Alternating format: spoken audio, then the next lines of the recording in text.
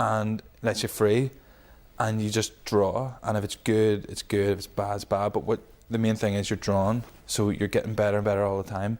And to me, that's what I want to do, because I record my work diligently and I can see how it's getting better. And then the third process of I enjoy it, I enjoy making other people happy, and then it's good for my art. But thirdly, it's hopefully going to be a way of long term, if I can create a curriculum or an example for people to see that arts, you do it by just, it was like Sir Ken Robinson said, you become good at something not because you're naturally, a hand says you're good at maths, you're good at art. You become good at art because you practice. But talk to me about the kind of places you go. I know you go to bars and cafes and stuff. Where's the most unusual place you've done this? Or again, it's sort of like you're always looking for the white heat of sort of composition and creativity, and you certainly don't find it in your room, and less so in Belfast, because that's my hometown, that's where I am. Whereas if you take it outside the boundaries of Belfast, all of a sudden there's something more intriguing, because one, you've got a different accent. People always love different accents, a different nature, manner, approach. So for me, the most exciting place to take the drawing would be somewhere like Dublin, or I went down to Limerick and Cork, and you're on the same island, so you've got a certain affinity, but you've also got the intrigue of being foreign in a way. So I spent a lot of time in the summer on Grafton Street, drawing just as you would see in Paris, street artists in, is it Montmartre, where you'd have row and row after them, but we just don't do it over here. So it went quite well. But what goes really well, again, it's not peculiar exactly to Ireland, but it is kind of our thing. Bars works really well because people are a bit more liquored up, or happier and free and uninhibited, so that can get pretty crazy. And do you think that works in your favour but sometimes against you, or is it just always a good experience in bars? It can catch you off guard, because I remember when I went to Cate Daly's in Belfast, and that's like so full of young people and alternative people, yet when I approached them, they're always like, boom, they just didn't want to know about it. But apart from that, almost everywhere in Ireland has kind of loved it. I just remember kind of being locked in a bar in Antrim town, and that was the night actually Jerry Adams was in jail, and it wasn't a lock-in, because obviously it was licensing and the hours were still open, but I was on a schedule. This is when I did my sort of tour of Northern Ireland with pubs in Northern Ireland. I was hired for 9-day tour, nine bars a day for 9 days. To draw? Yeah, and that was like really exciting. That's really intense. Yeah, but it was so exhilarating. It was like burning the candle at both ends, but it burnt this beautiful light, and I really got into a vein. But there were some bars that were really quiet and empty. You could just sort of scoot off, just do 1 or 2 drawings. But there was this one bar in Antrim town, Sunday night, all these guys sitting reading their papers, having a yahoo of a night, and with the added controversy and gossip of Jerry Adams down the road, and they literally just pinned me down, said draw him, draw him, draw him, draw him, and they're all just sort of fed off it. And but there's been ones in Dublin that have been kind of like that, and actually there was one in Dublin where the barman was like, "What the hell are you doing?" And when I handed him a drawing, he was so disgusted and outraged. But then I drew his colleague, and next thing he loved it. So it's kind of so it just took him to see what the style was. Yeah, yeah. So it wasn't like, I'm drawing you like this to offend you. Yeah. I'm drawing you like this. Yeah, I've said it so many times. People have to take it in spirit. I do it to everyone. I haven't focused or been cruel to anyone in particular. Equal opportunities. What other kind of cartoons would you? Then I would do political cartoons. That's the sort of genesis. That's where it began. The live drawing is a way, like I said, the 3 things is: 1, for my enjoyment, other people's enjoyment. That's 1. 2, to get better, and 3, as to show an example. And that number 2, to get better, was because my political cartooning, it was very constrained and it was overanalyzing stuff. So hopefully it's got better, and that's just something that is so instinctive and just natural to me, to want to draw the people in politics. And do you draw them, and then it's not just images, there is a message underneath it? There's always a twist to it? Hope so. Like, live drawing is hard. Any sort of drawing is hard, but political cartooning in particular can be excruciating at times, especially when you never find something when you're really looking for it. It only comes to you when, you know, in your peripheral vision, or when you're not thinking about it, or in a absent moment, or from your subconscious. So it's a hard trade. There's guys that do it every day, but it's something I want to pursue, and I just do it when it comes to me.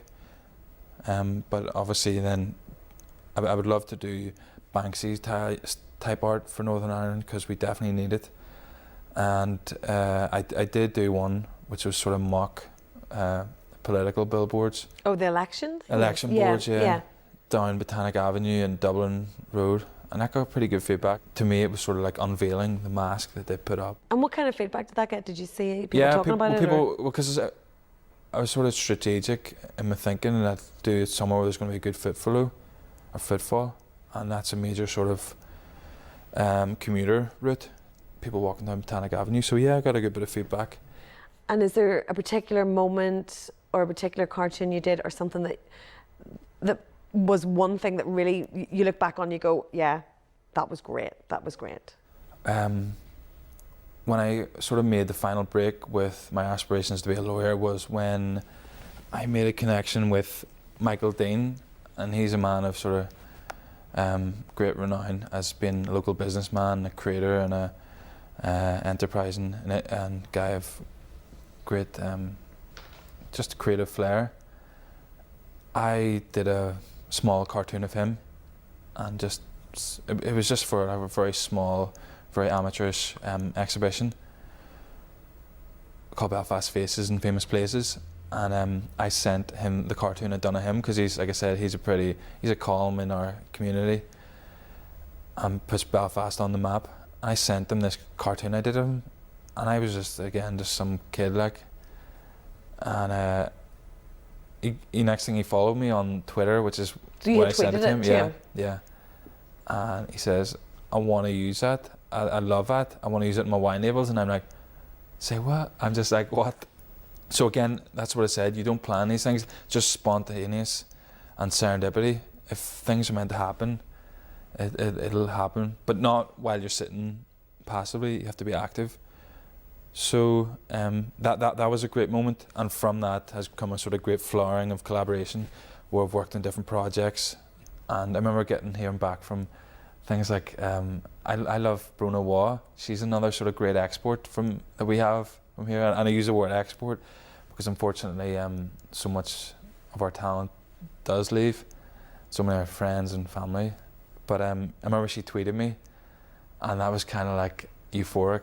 She was in Michael Dean's shop. That was encouraging, because I was at sort of the depths of frustration and despair with the unemployment situation, because at that stage I was very much conforming and being conventional and applying for jobs. Again, I had a sort of awakening and a revival moment where I'd been stuck in this rut of chronic unemployment and joblessness, where I was applying for jobs in law firms and getting rejection after rejection, which isn't uncommon for people who've made it. And I decided, I just had this break. It just came one day. No more cover letters, no more CVs, no more interviews, no more multiple interviews, no more numerical, verbal reasoning tests and other little tests that you have doing, no more cattle yard recruitment days. I'm just going to, instead of sending CVs, just going to send out tweets.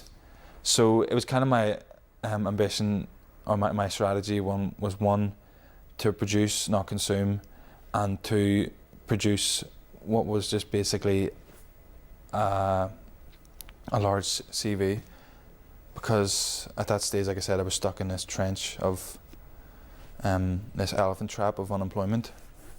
So yeah, it's hopefully to be very positive, share good information, network, meet people, and paint a picture of myself as someone who's a rebel without a pause, as I like to put it. I love it. Who never stops, who isn't what maybe some of the feedback would have said after my interviews, and just someone who's tenacious and is ready to apply himself to something 100%. How does that actually technically, you get up in the morning, when do you send your first tweet? When do you, how does it fit in? Yeah, well, with technology these days, there's things like what I would do maybe before I go to bed is I would schedule tweets. So I might be up with my New Year's resolution, go to the gym not every morning, but at least 2 or 3 times a week. So I'd be up from 6:30, but I could be tweeting from 5 on the hour, or every half hour. But once I'm up, if I'm reading the news, I'll be reading it, but at the same time I'll share it.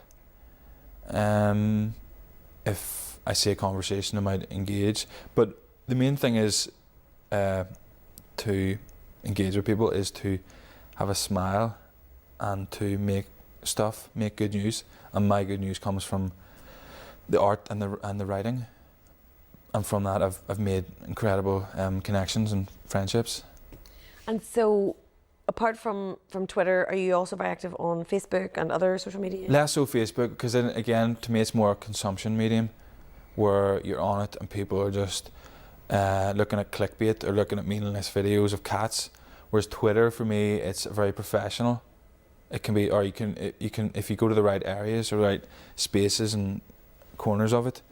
Tell us quickly about Tumblr then. I know you are very active on there too. Tell us what Tumblr is. And if you look to America, there's more under 25s on Tumblr than there is Facebook. So Facebook's declining. Tumblr is a micro-blogging site. It's like Twitter without the 140 character limit. So it's just like Twitter, but it's got the depth of a blog, but it's also got the accessibility. You can just lift something and publish it there and then. And again, you can meet people. What would you say has been a success if you attained it? What would be, I'm sure you have a series of goals. Is there something that you'd like to do next and something long term? What? Success seems to beget success, and you don't wait until the iron's hot to strike. You just keep striking it. So like I said, with the cartoons, you just keep being active. So success, you like I said, you don't plan it. Like creativity, it'll come when you least expect it. So I've just got to keep putting my art and writing out. I'll just see where it goes. But is there something that you've seen someone else do that you'd like to do, or? No, I'll let that influence me, and it'll be my raw material and try to not replicate it, but I'll remix it. But again, it's like everything in life. If you try too hard, it'll not happen. Whereas if you just relax and be yourself, it comes. Brilliant. Brian, I feel like we could just keep talking all day, but we'll have to wrap up. Thank you so much. It's been really interesting. It's really been it has been a pleasure. Thank you. It has been a pleasure. Thank you.